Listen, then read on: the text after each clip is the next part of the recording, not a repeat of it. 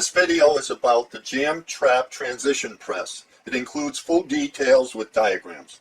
This is Coach Joe Kabaki. I have coached both boys and girls basketball at the high school and grade school level in Worcester and Springfield, Mass. since 1976. This video is about the jam press, a trapping transition press. It will provide details about how the press is initiated, the rotations involved, and diagrams to illustrate all of that. A set of drills will also be provided so that the elements in the press can be practiced. The key to a successful press defense is to sustain pressure on the ball, keeping the point of the spear against the jugular of your opponent. But that pressure typically is only applied after a made basket or turnover. The jam press is designed to put sustained pressure on the ball on every possession. It's initiated on the rebound, and the key is getting a jam on the player that rebounded the ball. Typically on a rebound by the opponent, players are programmed to retreat on defense. With the jam press, the mindset is to attack the rebounder with at least one player who is the closest to the rebounder. The goal of the jammer is not to allow the rebounder to turn and outlet the ball. If the defender can prevent the rebounder from turning, it usually prevents the rebounder from outletting and allows a second defender to apply a trap to the backside or force a sideways pass to the corner. It also slows the offense's transition, allowing the defense to establish pressure and trapping. This jam press can be used as a one-and-done press, or it can be used to create constant pressure and set up multiple traps in transition. There will be times when the rebounder successfully outlets the ball. When that happens, regular rules for pressing apply. In other words, get back as fast as you can now. However, if the rebounder is held up by a jam or a trap, then the press aspect of the defense kicks in. This press defense requires trapping rotations that may be unfamiliar to your players. They usually have designated spots in a regular press according to the position they play, but the point of the spear on the jam trap transition press could be any of your players. When a shot goes up, the jam responsibility goes to the player closest to the rebounder. In a regular press, teams also tend to put their 5-player back as the goalie, but in a jam transition press, the goalie could be any of the guards. If an all-out jam press is required because of time and score, the goalie can be pulled and used as an interceptor. Press implementation, properly implementing this philosophy, varies from team to team. When I coached high school boys, we would spend time during every practice working on jamming, jam trapping, and rotations. At lower levels, it's very difficult to do that because of limited practice time and experience among players. At the high school level, coaches can really expand the press part of this concept with trapping rotations and playing pressure basketball. The key understanding must be there's no substitute for hustling. If your team does not hustle, this approach is not for you. All the trapping and proper rotation techniques won't matter if you don't hustle in and out of them. The goal is to make opponents uncomfortable and disrupt their attack. Here's what you need to do to implement the jam trap transition press. If all your team can do is get one jammer to the rebounder, 2 of the 3 interceptors can cut off the sideline passing lane. If the rebounder turns forward, cheat back to cover the middle, the focus should be to take away the ball sideline, and the middle. If the rebounder starts to dribble up the floor, the middle defender must stop the ball and force a sidewards or backward pass. If a pass is made up the floor, everyone must hustle back on defense. When the pass is sideways or backward, the closest defender must get to the ball and apply pressure to push the player toward a sideline for a trap. When I coached high school boys, the jam press trapping rotations were particularly effective with the 10-second rule in place.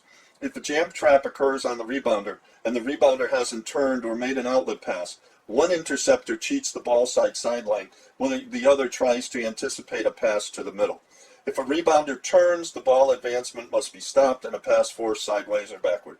The hard part about this is that the jammer, trapper, interceptors, and goalie can be different players each time this is initiated. That means the trapping rotation system must be understood and communicated between players. Usually in a press after a made basket, a player's only initial job may be to run to a specific spot on the floor. The trapping rotation system scrambles all positions into a matchup-style zone of jammers, trappers, interceptors, and a goalie. A player's role and position on the floor can change from one dribble or pass to the next. The caveat in this approach is that some rebounders are exceptionally quick at outletting the ball up the floor, which thwarts any attempt at a jam or jam press. Your team could become good enough at the trapping rotations that you could still deploy the transition press part of this defense, perhaps a trap at half court before retreating, but it becomes more vulnerable to a fast break without the jam. Just switching your mindset from retreating to attacking the rebounder allows your trappers to be quicker to the jam. It also makes your interceptors more aware of passing angles and their place on the court in conjunction with the ball pressure and trapping angles. The jam trap transition press can be a useful defense to any coach on most transition possessions. There should be no need to wait until after a made basket to apply pressure. You can implement pressure at the get-go, increasing your chances of forcing a turnover. That's especially helpful to undersized, quick teams. This press could be your ticket to competing against bigger players.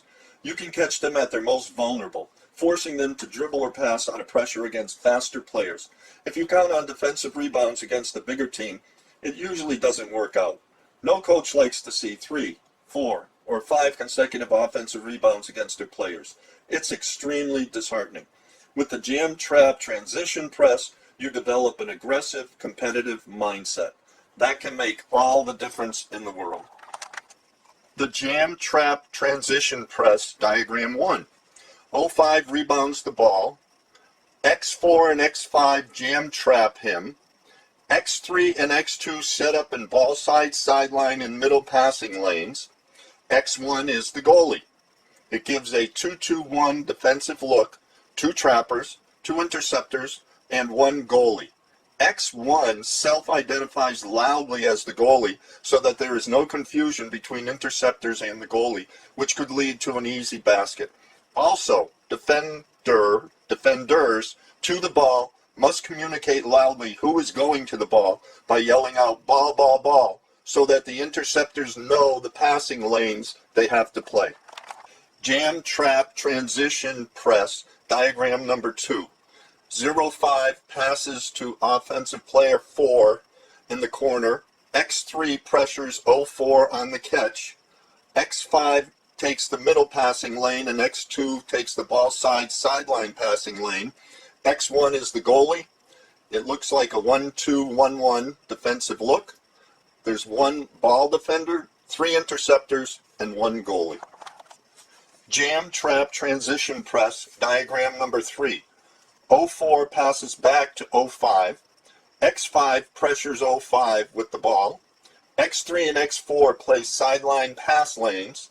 X2 plays the middle, and X1 is the goalie. It's a 1-2-1-1 defensive look, 1 ball defender, 3 interceptors, and 1 goalie. The jam trap transition press, diagram number 4. 05 passes to 02. X4 pressures 02 on the catch. X2 plays ball side passing lane, and X5 plays the weak side sideline passing lane. X3 plays the middle, and X1 is the goalie, and also with an awareness of being ball side deep. It's a 1-2-1-1 defensive look, 1 ball defender, 3 interceptors, and 1 goalie. Jam trap transition press, diagram number 5. 02 passes to 03 on the sideline, and X2 and X4 trap. X3 plays the middle and the weak side sideline passing lanes, and X5 plays for the backward pass so that there's a pending 10-second violation that's imminent, and so we're applying additional pressure. X1 normally is the goalie, but we pull the goalie, and that X1 person assumes an interceptor role on 01, who is ball side sideline. It looks like a 3-2 defensive look. There's 2 trappers and then 1 interceptor in full ball denial, and 2 interceptors playing the passing lanes. A situational awareness of the 10-second count is key. When pulling the goalie, a code word should be used such as havoc or blitz, and that can come from the bench, or it can come from the goalie who has a better view of the court. Also, always try to get 2 defenders to the ball on every rotation. Jam trap transition press, diagram number 6. 03 attempts to pass to 01 on the sideline, but commits a turnover pass to X1. Now X is on offense. But before that happened, when X1 was going for the steal, X3 playing the middle realized that and assumed the role of goalie and sprinted back when X1 tried for the steal, which was successful. And when he assumed the goalie role, he self-identified loudly. 05, which was still on offense before the steal, was sprinting down court so that if 01 did get the pass, there would have been a 2-on-1 possibility. 03 plays defense on X1 now. 04 and 02 play high-low defense in the lane. The Jam Trap Transition Press has a set of drills to teach, implement, and practice this press. The set of drills is called Jamming in a Cage. The first of the drills is the basic jamming the rebounder, trapping the ball handler, and interceptor rotations. Added to that in two other drills, once competency and understanding has been shown on the basic drill, then two progression drills follow. The second drill is called Jamming in a Cage +1, which simulates pressing against a 1-3-1 press break. The third drill is called Jamming in a Cage with deep diagonal cutter to the middle, simulating going against a 1-2-2 press break. The Jam Trap Transition Press, Diagram 1, for jamming in a cage, the basic drill setup. 05 throws the ball off the backboard and rebounds it to start the drill. 03 and 04 are in the corners, wide, and 01 and 02 are on the wings wide. Spot markers are used. X4 is 2 steps behind 05 and will be jamming 05 on the rebound once he releases it to the backboard. X2 and X3 set up just outside of the lane below the elbows in the gap area. X1 sets up near the foul line. Always, always, always try to get 2 defenders to the ball on every rotation. The Jam Trap Transition Press, Diagram 2 for jamming in a cage, the basic. 05 rebounds the ball. X3 and X4 jam trap 05. Then that means X1 and X2 played the ball side sideline passing lanes. The trappers try to deny any direct line passes over the top, so they don't want to release a ball over to 01 and 02. It's a 2-2 defensive look, 2 trappers, 2 interceptors. The Jam Trap Transition Press, Jamming in a Cage, basic, Diagram 3. 05 passes the ball to 03 and then steps off the court. X3 and X1 are able to get to trap 03 in the corner. X2 then plays the passing lane sideline to 01, that's ball side passing lane. X4 plays the weak side passing lane, shading towards 04, but able to recover to 02 if needed. It's a 2-2 defensive look, 2 trappers, and 2 interceptors. The Jam Trap Transition Press, Jamming in a Cage, basic. Diagram 4. 03 tries to pass to 04 in the opposite corner. X3 and X1 had 03 in a trap in the corner and were trying to force a weak pass of any kind. X2 denied ball side sideline pass to 01. X4 is able to deflect the ball out of bounds. After that happens, the drill resets with 04 becoming the rebounder and 05 stepping into his spot. The Jam Trap Transition Press, Jamming in a Cage +1, Diagram 1. This is the next setup. This occurs once jammers, trappers, and interceptors understand and perform their trapping rotations consistently. The drill begins by 04 throwing the ball off the backboard and rebounding it. Once he is able to pass the ball to any player, he repositions to the middle spot marker. X3 is jamming the rebounder and trying to prevent any pass to any player as an outlet. The Jam Trap Transition Press, Jamming in a Cage +1, Diagram 2.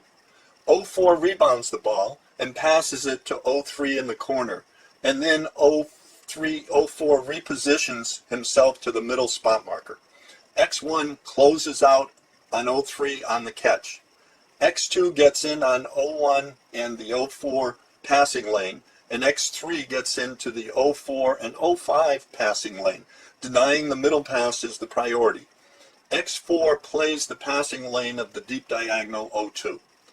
It is a 1-2-1 defensive look with 1 ball defender and 3 interceptors. The interceptors stunt side to side and back and forth, anticipating the middle or sideline pass. A key is to watch the eyes and shoulder position of the pressured ball handler to get an idea of which direction the ball is being passed. The jam trap transition press, jamming in a cage +1, diagram number 3. 03 passes to 01 on the sideline, and X1 and X2 go and trap 01. X3 and X4 play the middle and sideline passing lanes. It's a 2-2 defensive look with 2 trappers and 2 interceptors. The whole key is to deny any kind of direct line pass out of the trap so as to force an attempted lollipop skip pass to 05, which is the deep diagonal, and it's quite possible that kind of looping pass will be intercepted. The last set of drill in the jamming in a cage series is jamming in a cage deep diagonal drill, where the deep diagonal player to the ball repositions to the middle spot marker. This is diagram 1, and it simulates a 1-2-2 press break. The next setup here is that the deep diagonal to the ball can cut to the middle spot marker, but must reposition to the corner on a subsequent pass. The reset positions is that 03 throws the ball off the backboard, rebounds it, passes to 04 in the corner, and then steps off the court.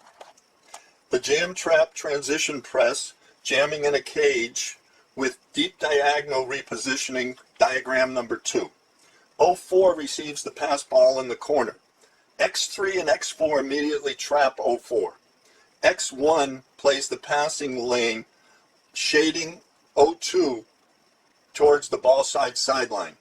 And X2 plays the weak side passing lanes for 05 in the corner and 01 on the deep diagonal wing, but shading towards 05. Because there's no offensive player in the middle yet, X2 can cheat towards intercepting the weak side sideline pass attempt, if made. It's a 2-2 defensive look with 2 trappers and 2 interceptors.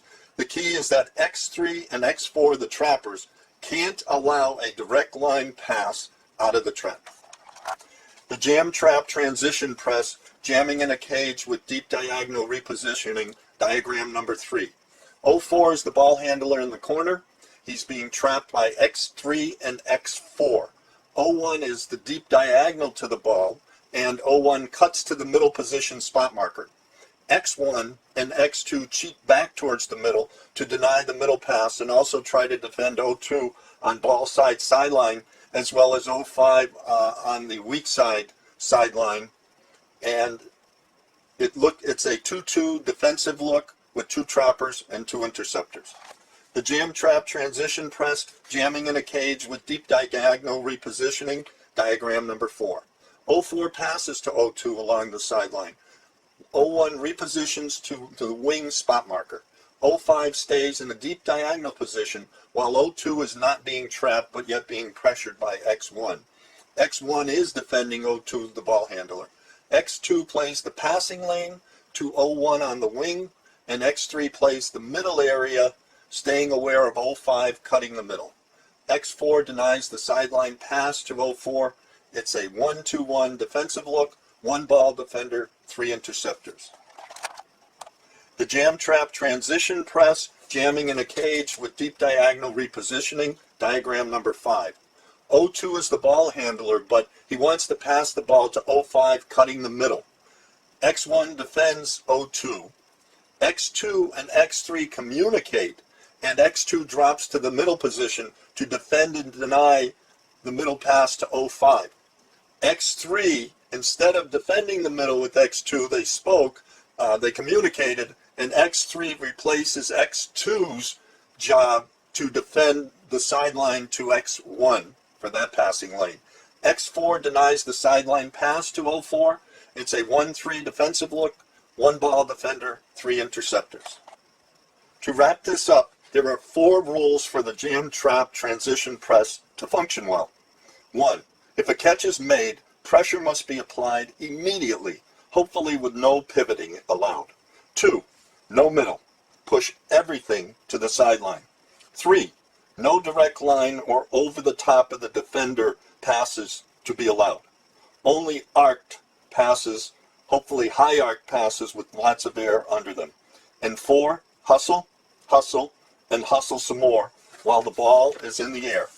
It's amazing how many turnovers are caused by pressure immediately on the catch.